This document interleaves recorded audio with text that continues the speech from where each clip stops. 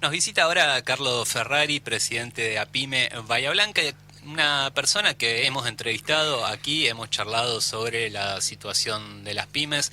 Recordamos hoy, fue nuestro primer invitado allá por marzo de 2019, justamente para hablar del industricidio que se vivía por esos días, el pymecidio, y hoy nos toca volver a charlar con él por un tema totalmente diferente, o no. Ya lo vamos a ver eso, porque es una cuestión que tiene que ver o que está atravesada por la cuestión política y judicial, tiene que ver con la causa UOCRA, tiene que ver con experiencias que él ha tenido en primera persona como empresario y dirigente de una gremial empresarial, APIME Bahía Blanca, y se relaciona con lo que sucedió con la UOCRA Bahía Blanca. En una nota que lleva por título Temporada de caza, allí Carlos Ferrari relata en primera persona los aprietes de la UOCRA local. Y cuando hablamos de apriete, no son los que supuestamente habría cometido este sindicato, sino es todo lo que se hizo con este sindicato para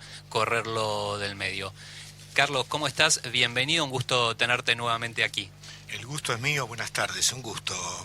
Juan, y antes de empezar a conversar, primero quería felicitarte porque hablábamos de los 300 programas. Sí, 300 cumplen, programas, ¿no? hoy. Sí. Bueno, y acá estamos nuevamente. Y en segundo lugar, hacía tiempo que no venía a esta casa, a Radio Nacional, creo que es una casa del Estado argentino, de todos. El reciclado y la recomposición que ha habido me parece maravilloso, edilicia. Muy, muy contento, hasta un ascensor tienen. Sí, qué maravilla. Sí, la verdad que es un lujo. Me voy impresionado, con una inmensa gratitud por encontrar esto que se ha recuperado de tal forma. Y me parece que tiene que ver a partir del nuevo gobierno, sin lugar a dudas, porque estuve anteriormente en otras oportunidades con el anterior gobierno y bueno, pobrecito, esto parecía un edificio que estaba prometido para su cierre. Bueno, yo ahí no conozco, no llegué a conocer, pero es conocido, ¿no?, el anterior gobierno y el desprecio que tenía por lo público. Por esa razón, digo, sí. Todo lo que era público había un gran desprecio y se tendía a cerrar, como inclusive estas entidades, como las agencias TELAM, como fue Canal 7 y también los organismos públicos, Ministerio de Trabajo, sedes, todo esto tendió a eso, ¿sí? Sin Así duda. es. Bueno. Carlos, yendo con lo nuestro, en esta nota yo quizá quiero ser sucinto en lo que vos relatás y luego vos le agregarás cualquier detalle o algo que te parezca que sea pertinente que he dejado afuera, pero vos relatás algo que yo hoy decía. Vos me lo contaste a mí en el momento, me imagino que a muchas otras personas, y por ahí, por lo menos yo lo que sentía en el momento era impotencia, porque era cierto lo que vos comentabas, pero no había mucho para hacer. ¿Qué era esto que vos comentabas? Era esta reunión a la que se te convoca por tu rol como presidente de APIME, donde se te pide que firmes no solamente a vos, sino a otros titulares de gremiales, un documento en contra de la UOCRA. ¿Podemos rememorar cómo fue esa reunión y qué decía ese documento? Sí, primero vamos a comenzar por el principio, por tus palabras, que son muy honorables, me recuerda. En aquel momento era difícil, porque había toda una situación en contra, tener que hablar de esta cuestión, ¿no? Todo en contra, el gobierno nacional, el gobierno provincial y el gobierno local. Me refiero estigmatizando, criminalizando todos los sectores de lo que era el trabajo y la producción. Por otro lado, ahora, felizmente, cuando se ve todo a partir de ese audio que he filmado en el Banco Provincia, de esta mesa judicial llamada Gestapo, en la provincia de Buenos Aires, bueno, ahí realmente me parece que un poco nos da, no digo la razón, pero sí la veracidad de lo que estamos manifestando. Lamentablemente, digo, lo que ocurrió. Y con respecto a tu pregunta posterior, sí, nosotros transcurría el año 2017, había una mesa multisectorial de la producción y el trabajo. Esta mesa multisectorial fue creada por ordenanza en el año 2000, cuando estaba el exintendente Jaime Linares. Ajá. Ahí nosotros fuimos parte de la gestación de esta mesa, como las otras entidades, gremiales empresarias, sindicatos, universidades, Consejo Liberante y Municipalidad. Bueno, fue convocada de urgencia, de emergencia y específica para tratar un tema. El tema concreto era la situación que dos gremiales empresarias manifestaban a través de sus asociados problemas que habían tenido con un sindicato, concretamente con el sindicato de la UOCRA, los 6 dirigentes que hoy están detenidos y uno fallecido en prisión. Me refiero a Humberto Montero, Guillermo Molina, José Burgos. Bueno, Humberto Montero fue el fallecido. Sí. Bueno, el tema era que, según ellos, tenían asociados, empresarios, que manifestaban que había recibido distintos tipos de situaciones anómalas, como aprietes, contrataciones específicas de catering, de otros servicios, de combi, y también el pago de mayor salario. ¿Sí? Bueno, entonces a todo esto ellos pretendían que de esa mesa, bueno, había un documento preelaborado en la cual la pretensión, la idea era, generar una condena social a este tipo de actitud, de acción. Sí. Bueno, entonces concretamente ahí yo les contesto que lo que me parece bien es si cada empresario o aquel empresario que haya pasado este tipo de situación totalmente anómala y que no está bien, que está muy mal, realmente con las pruebas y los fundamentos lo que tiene que hacer es presentarse a la justicia y denunciarlo. Pero en nuestro caso, APIME, con nuestros empresarios y empresas asociadas, previamente tuve reuniones antes de ir a esa reunión para estar realmente enterado de la situación, y ninguno había tenido este tipo de situación. O sea, había una relación armónica con el sindicato de la UOCRA. Más aún le dije, nosotros, en el caso de estas empresas, lograron, que es por ley, que la ley lo permite, pagar por sobre la paritaria, entendiendo que la paritaria nacional de la UOCRA son salarios muy bajos, en aquel momento también eran bajos, y es un gremio que está precarizado ya de hecho, hace años, flexibilizado de hecho, permitía pagar mayores salarios homologados, siempre y cuando sean homologados el Ministerio de Trabajo. Bueno, así fue. Nosotros para afirmar eso, en mi caso, tengo que tener fundamentos y pruebas concretas para poder firmarlo. Pero imposible, eso nosotros no lo podemos firmar porque no atravesamos ninguna situación. Al contrario, tenemos una relación armónica. Más aún, nosotros con los dirigentes de la UOCRA participamos en una mesa en defensa del trabajo y la producción, del trabajo local con contratación local y el caso de las pymes para que contrataran las pymes locales. En 2 oportunidades yo fui entrevistado, me citó el fiscal Sorzano, hace un par de años, en la cual estuve 1 hora y media interrogándome, y le manifesté todo esto que había mencionado los medios, ratificando lo que había dicho los medios, y también ratificando esta posición, que era legal pagar sobre el salario de cualquier paritaria, homologándolo en el Ministerio de Trabajo. Cosa que el fiscal Sorzano había salido por los medios a decir lo contrario, ¿no? Que no era legal.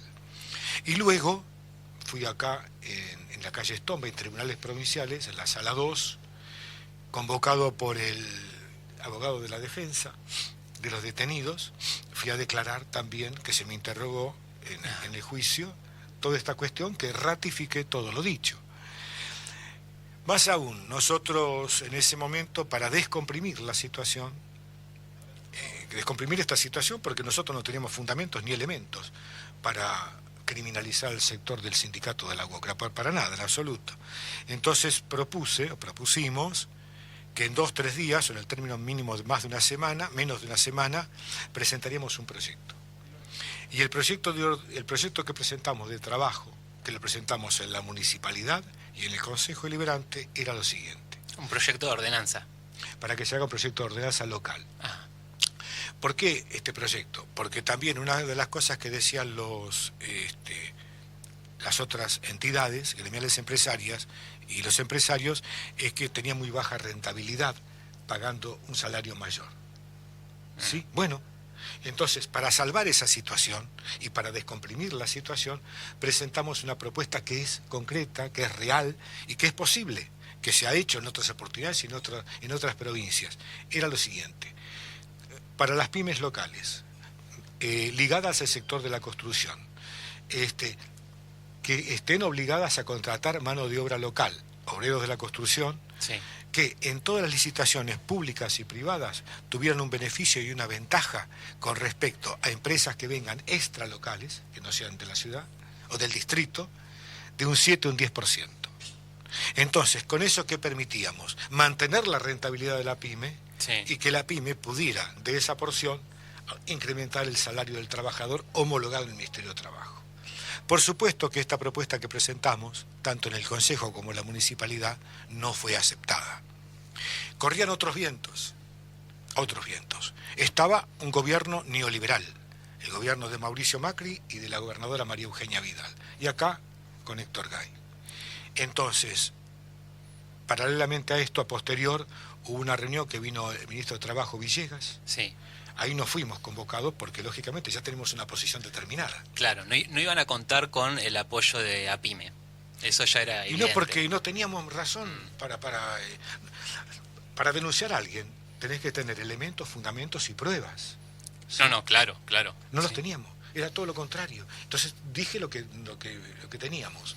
Carlos, ¿vos pensás que este ensañamiento con la UOCRA local es por un tema de plata, como dicen ellos? No digo que tengan poca rentabilidad, pero sí que quizá, es normal pensar que un empresario quiera tener mayor rentabilidad. ¿Pensás que es solamente para quedarse con una porción más grande de la torta o pensás que hay alguna cuestión ideológica, política, clasista? No, es política. Acá el distrito con los grupos empresarios, distintos grupos fueron llevados. Estaba en disputa un modelo de país. Y me estoy refiriendo a la presidencia del gobierno de Mauricio Macri y de la gobernadora María Eugenia Vidal. Un gobierno marcadamente neoliberal. Vos lo citaste antes, produjeron un industricidio y un pymicidio. Cerraron 25.000 pymes. Había en el sector de los trabajadores 3.000 personas desocupadas acá en el distrito, ¿sí? Ni hablar los otros gremios. Bueno, tenía que ver con eso. Ellos apuntaban a tener una matriz primarizada, exportadora, como la del 76 con Martínez Dios. Con 1.000 familias manejamos la República Argentina, era así, agroexportador. Ese tipo de matriz primarizada. Y lógicamente que había que, la búsqueda era de desindicalizar todo el sector gremial, agrupado, de defensa de los derechos. Y también el sector de las pymes, estoy hablando. Y con la conducción que entró con el interventor Carlos de Boer, que luego fue ratificado recientemente como secretario general, ¿cómo están las cosas para el trabajador de la construcción en Bahía Blanca? Bueno, ¿cómo va concurriendo la historia? La historia termina que después del 2017, con toda esa espectacular parafernalia periodística, sí, que lanzan en La Plata, aquí y allá, contra los gremios, los sindicatos, acordémonos, contra camioneros, bueno, sí, el expresidente Menem en Rosario, bueno, acá vino la gobernadora Vidal y todo, bueno, se montó toda una operación en la cual algunos se sumaron a eso, y estos dirigentes de la UOCRA terminaron detenidos, presos. A partir de ahí empieza la decantación, y empieza la precarización y flexibilización laboral. Y de a poco, estos convenios que se pagaban por sobre la paritaria dejaron de existir. Tengo entendido que hoy se sigue en esa línea. Porque se sigue en esa línea porque la formación y la conformación que se viene dando está en esa orientación, lamentablemente, en su mayoría. Los trabajadores de la construcción perdieron esos derechos que a través de la organización sindical habían conseguido, por lo menos acá en la regional Bahía Blanca. Claro, entendiendo que de por sí, de punto de vista legal, el trabajador de la UCA está precarizado, históricamente. Sí. Pero con este convenio obtenían mayor salario, mejor poder adquisitivo, y eso también beneficiaba a las pymes, porque también tenían más trabajo. Claro. Hoy estamos en una situación adversa. Hoy estamos en una situación que vuelven a venir empresas extralocales y algunas de las nuestras tienen imposibilidad de participar en igualdad de condiciones o con esta diferencia que yo marcaba que no existe, porque no se tomó, claro, en las licitaciones. Y paralelamente el trabajador de la UOCRA con menos posibilidad de ingreso en salario. ¿Esto en qué repercute? Repercute en el consumo del mercado interno, en el distrito. Entonces, no solamente afecta al sector de la construcción, afecta al comercio, a todas las industrias, a los profesionales, a los industriales, a todo el sector pyme, en desmedro. ¿sí? Porque hasta el 2015, los 12 años del gobierno anterior del presidente Kirchner y de la presidenta Fernández, Sí. No había conflictos laborales. No, eran mucho más chicos, digamos. No había. Era lo habitual, digamos. Era lo habitual, lo Claro. normal, no había problemas y había una exponencial rentabilidad y crecimiento y desarrollo de las pymes, Sí. ni hablar de las grandes industrias, de los grandes grupos corporativos que siguieron concentrados y hoy siguen concentrados y son los grandes formadores de precio que están trabajando en contra para que el gobierno haga una devaluación, ¿no? Eso está claro. Ahora, Carlos, perdón que por ahí te saco un poco del tema, pero son temas que siempre charlábamos fuera del aire, sé que te interesan y que tiene relación de alguna manera. De acá estamos hablando, en última instancia, de la flexibilización, ¿no?, de los derechos del trabajador. Y recientemente se alcanzó un acuerdo con el Fondo Monetario Internacional que los sectores del albertismo, podríamos decirlo, celebran como un muy buen acuerdo porque no pide una reforma laboral, una reforma previsional. La reforma previsional existió en nuestro país, luego se derogó, pero la plata que se perdió, se perdió. Digo, las jubilaciones en dólares cayeron. Si vamos al mercado laboral de la construcción, pues ya hablaste. Yo puedo agregar por ahí un segmento que le pega muy fuerte a los jóvenes, que es que ahora trabajan con el celular, con las mochilas, haciendo delivery, también están totalmente precarizados. Ahora me pregunto yo, ¿qué flexibilización laboral nos iría a pedir el FMI si ya está hecha? Sí, de hecho, lo que vos citás, Juan, es así, tal cual. Vino ocurriendo. Por ejemplo, para basarnos en algo concreto, el salario mínimo era de 500 y pico de dólares hasta el 2015, 420, 430 la jubilación mínima. Hoy la jubilación mínima está en 200 y pico de dólares. Estoy hablando del valor del dólar oficial. $500 la mínima. O sea, no, 500 y pico de dólares. Y piquito. Redondimos en 500 para hacerlo, Sí. para promediar. Si hoy a dólar blue, esos serían 100.000 pesos que estaría cobrando. Sí. Yo siempre hablo dólar oficial, pero Sí. igual. Y la jubilación, hoy la jubilación mínima de bolsillo es 31.600 pesos. Digo, estamos muy por debajo del poder adquisitivo de aquella época. Claro. Sin duda que ocurrió esto, sin ley ocurrió. A tu pregunta, yo creo que el acuerdo con el Fondo Monetario ni nada para festejar ni para celebrar. Nunca los Coincido. acuerdos con el Fondo Monetario son para celebrar, jamás. En Grecia han hecho un desastre y en Argentina, en los 90, el 2001, hicieron un desastre en la Argentina. Han endeudado el país o se han endeudado para someterlo, ¿sí?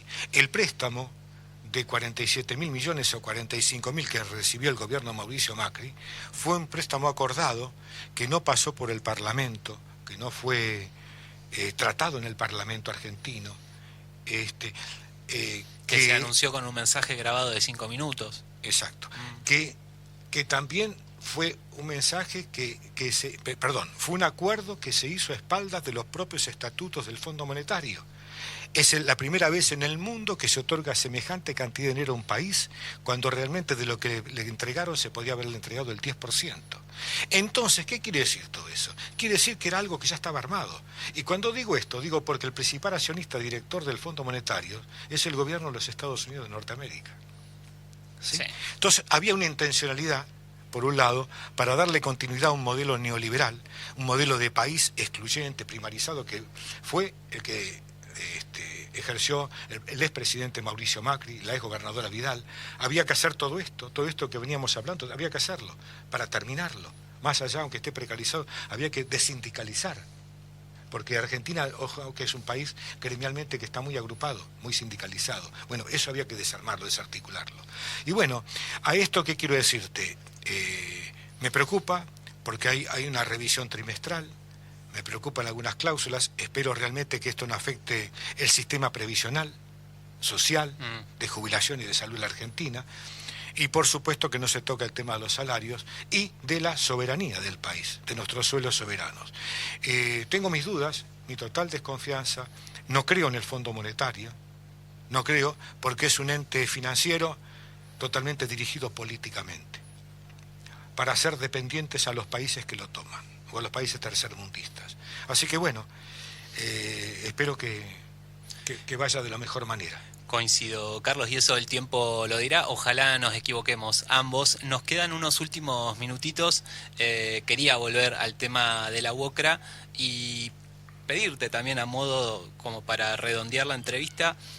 Vos sos una de las pocas personas que habla de este tema acá en Bahía Blanca. Digo, bueno, sí hay otros colegas periodistas que hablan, pero estigmatizando, ¿no? Hablando de la mafia sindical. La UOCRA acá en 2017 presentó una lista, vos fuiste parte de esa lista, me refiero a una lista de concejales. Hubo todo un armado político ahí y hoy ve gente que hasta hace un tiempo hablaba de la UOCRA, hablaba de los compañeros de la UOCRA y hoy no los escucha. Digo, pienso, no sé, en Rodolfo López, pienso en Sergio Saninelli. ¿Por qué pensás que hay gente que se abrió de esta manera de la UOCRA? Yo creo que la operación que montaron el gobierno anterior, siempre me refiero al gobierno de Macri Vidal, fue una operación muy bien montada, inteligentemente montada, y se agitaron fantasmas. Se agitaron fantasmas que estás en dos lados, puedes estar en dos lados, o del bien o del mal. ¿Sí? Y estar vinculado al lado del mal socialmente es una mala imagen. Claro. Y creo que lograron montar esa imagen. Lamento mucho, porque los resultados están a la vista. Lamento mucho, porque ahora se descubre, se ve, de que hubo una mesa judicial persecutoria en un gobierno democrático, que eso ocurre en los gobiernos dictatoriales, como fue la dictadura cívico-militar en la Argentina. Pero este era un gobierno elegido por el pueblo, democráticamente elegido, más allá que uno le pueda gustar o no. Y que se haga este tipo de situaciones, de cosas, me parece terrible, espantoso. Y que hoy, yo espero que la justicia actúe en consecuencia y que se llegue a revelar la verdad, porque hay personas que están detenidas, hay personas que fallecieron detenidas, y fallecieron algunos de ellos, como es el caso acá del secretario general, en cierta manera por desidia y por abandono. Sí, claro. No quiere decir con esto que la persona no estaba ya complicada de salud y que no puede llegar a fallecer, pero todos nos merecemos, si partimos, una muerte digna, como le ocurrió al ex canciller Héctor Timerman. Claro. Así que bueno, no sé si contesto tu pregunta. Clarísimo, Carlos, y siempre un gusto tenerte acá al aire del Ágora y más en persona. Así que gracias a ustedes, estoy muy contento y feliz por ver todo esto, una maravilla. Sí, y aparte tus 300 programas, qué bueno. Estoy contentísimo y como decía, siempre un gusto traerte acá y poder charlar de esto, que es un tema que nos deberíamos comprometer todos quienes somos comunicadores acá en Bahía Blanca, a tratarlo con más seriedad, a no tratarlo de esta forma con moralina, bien y mal. Y también entender que criticar cómo se hace un procedimiento judicial no quiere decir que uno defienda a la otra persona. ¿Puede agregar una cosita? Sí, cómo no. Estamos en la disputa de dos modelos de país. Nosotros no queremos volver al país del 2016-2019. Pretendemos otro modelo de inclusión, de democracia, defensa de soberanía, trabajo pleno, la industria nacional, las pymes, en fin. La inclusión. Y con una justicia igual para todos. Por supuesto. Por supuesto. Una justicia. Gracias. No, por Gracias favor. A ustedes.